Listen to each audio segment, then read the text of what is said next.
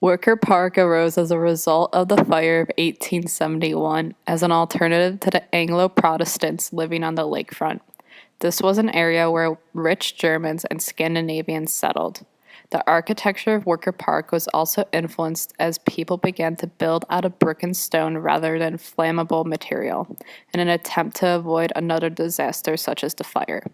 The homes created displayed multiple styles, including Victorian, Gothic, and Italian, reflecting the heritage of the Germans and Scandinavians who initially settled there.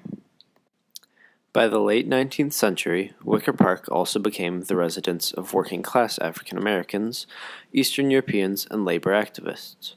Around 1930, Wicker Park began experiencing racial and class tensions as the wealthy left the area and the working class grew. Polish people were also attracted to the area and established Old Polonia, a Polish neighborhood within Wicker Park. Additionally, in the 1950s, a large Hispanic population began to emerge. In the 1960s and 1970s, Wicker Park was predominantly poor, with a large Hispanic makeup. In the 1980s, young white professionals reinvented the area, buying many old homes and returning them to single-family houses. This displaced many of the area's poor and Hispanic populations. While initially causing racial and class tension, Wicker Park has now accepted this diversity, and it has become a desirable neighborhood. The changes that occurred in Wicker Park are known as gentrification, which is defined as the process of renewal and rebuilding accompanying the influx of middle-class or affluent people into a deteriorating area that often displaces poorer residents. Gentrification in Wicker Park was largely influenced by an influx in artists moving to the area. The artists filled the area with art, making it a more desirable place to live, fueling more people to move to Wicker Park.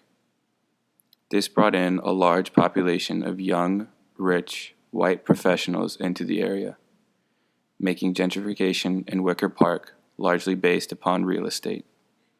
This can clearly be seen as the once old buildings have been bought and refurbished, turning them into expensive modern homes. This gentrification has had somewhat of a positive and negative effect upon the area. It is positive as more people buying homes has made the area more stable, leading to further economic development. It's negative, though, because of the culture it destroys. By having construction and modern architecture replace old buildings and areas, a part of this neighborhood city is lost. It also loses the original community's culture and heritage because of this demographic change. Gentrification causes the old community to move out because of raises in rent leading to white population takeover.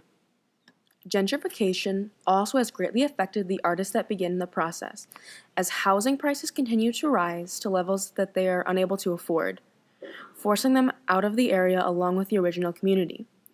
This continues the cycle of gentrification because these artists that started Wicker Park's neighborhoods will now relocate to another neighborhood, leading to that one also becoming gentrified. The extent of gentrification in Wicker Park can be seen by looking at the statistics of Wicker Park. The median age of people living in Wicker Park is 27 years old. Roughly 60% of the population is white, and the median household income is $81,672, which is almost twice as much as the median household income of Chicago. Gentrification is a complex issue that seems to be positive at the surface. But when one begins to really look, it is a major problem for minorities in a city, for they lose their neighborhood and home they have spent years creating.